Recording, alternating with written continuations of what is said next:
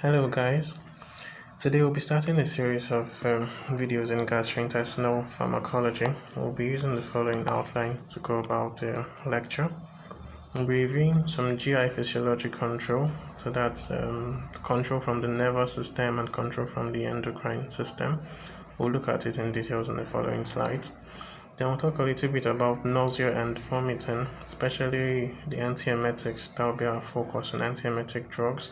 Then anorexogenics and appetite enhancers, that's drug that kind of promotes satiety or decrease appetite. Those are the anorexogenics, and appetite enhancers for those that need to eat food. So we also will be talking about acid peptic diseases, that's pathophysiology of the diseases, and as well as the pharmacological intervention. And diseases such as GERD, gastroesophageal reflux disease, that's GERD. Then we also have Zollinger-Ellison syndrome, a tumor of G cells, and we'll talk about peptic ulcers, gastric and duodenal ulcers, and also stress ulcers. So those are the acid peptic diseases. So we'll talk about the pharmacology. Then we'll talk about drugs used in gastrointestinal motility disorders, also laxative and anti-diarrhea drugs. So let's start with the review of GIT physiology control. So the nervous system controls it and the endocrine system controls it. So the nervous system, I drew a flow chart for us here to kind of show how they control it. So the nervous control, we have the enteric control coming from the ANS, that stands for autonomic nervous system, and the intrinsic control coming from the ENS. ENS stands for enteric nervous system. So the ANS, majorly two parts of the ANS, the parasympathetic, I sometimes call it PANS, and the sympathetic SANS. So they control the GI tract extrinsically. In the next slide, we'll look at the details of how to go about that. And the intrinsic control is controlled by the myenteric plexus and the Mersner's plexus. We'll also look at in details on the next two slides how this plexuses, where they are found, and how they mediate GI control. So let's go to the next slide now. So to start with the extrinsic control, so this one's a part of the extrinsic control. We'll look at the parasympathetic and the sympathetic. Parasympathetic autonomic nervous system take their origin from the craniosacral segments of the CNS, and the cranial nerves involved in the GI tract, majorly cranial nerve 7, cranial nerves 9, and cranial nerves 10. So those are the cranial nerves involved, and sacral nerves from S2 to S4, the pelvic nerves, so they are the ones involved in GI control. While the sympathetic, they usually take their origin from the thoracolumbar segments of the CNS, but the ones that play a role in the GI tract are the superior cervical ganglia, the prevertebral ganglia, divided into three parts. We have the cervical ganglia, that's CG. We have SMG, that stands for superior mesenteric ganglia, and the inferior mesenteric ganglia. Then the neurotransmitters involved in the parasympathetic autonomic nervous system, we have the acetylcholine, the most popular one that we all know. Then we have VIP, stands for vasoactive intestinal polypeptide, and also gastrin-releasing peptide GRP. While for the sympathetic, norepinephrine plays a major role as the neurotransmitters involved here. Well, we also have ATP, standing for adenosine triphosphate, and also contributions from dopamine also as a neurotransmitter. So let's look at the functions first. Well, before I talk about the functions in details, let me just use this illustration I usually use when I teach my classes. Parasympathetic response, you could look at it like there are responses we kind of carry out when we are at rest, while sympathetic responses are responses we carry out when we are in a state of flight, fight, and fight. So, for example, of such states, think about when you see a snake. So, imagine you see a snake. Is that the time you want your GI tract to function in terms of motility, secretion, and sphincter controls, and all that? In the sight of a snake, you want your GI motility to be reduced, you want your GI secretions to be reduced, and also there will be closure of sphincters to prevent fluid from passing from one chamber to the other. So that's why the sympathetic responses will mediate decreased motility, decreased secretions, and increased constriction of sphincter, and also there will be a decrease in blood flow from the sympathetic control, because more or less the organ of our body that needs the blood more would be the brain to get enough glucose to probably think of ways to escape the snake we just saw.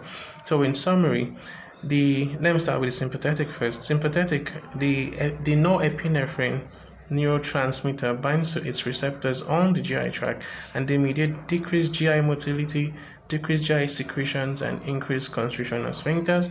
And also ATP and norepinephrine, they decrease blood flow to the GI tract. They cause vasoconstriction.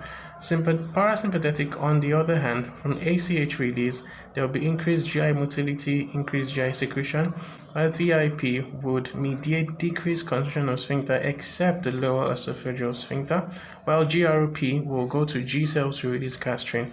I'll talk about gastrin and G cells more when we talk about GI hormones and also acid peptic diseases. So let's look at the intrinsic control. Well, before we look at the intrinsic control, let's talk about layers of the GI tract first. So from this diagram here, you could see that we have about 4 layers of the GI tract. This is layer 1, layer 2, layer 3, and layer 4. So layer 1, it's called the the mucosal layer, pardon me. Then layer 2 is called the submucosal layer.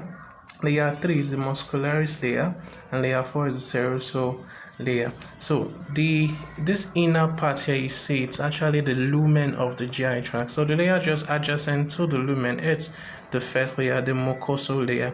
And the mucosal layer further has 3 parts. It's divided into 3 parts. We have a part closely related to the intestinal lumen. This is the epithelial part of the mucosal layer. Then the next part is the laminal propria. Let me change the color. Is the laminal propria. That's the next part, the laminal propria. And lastly, the third layer, the third part of the mucosal layer, is called the muscularis mucosae. So that's the third part.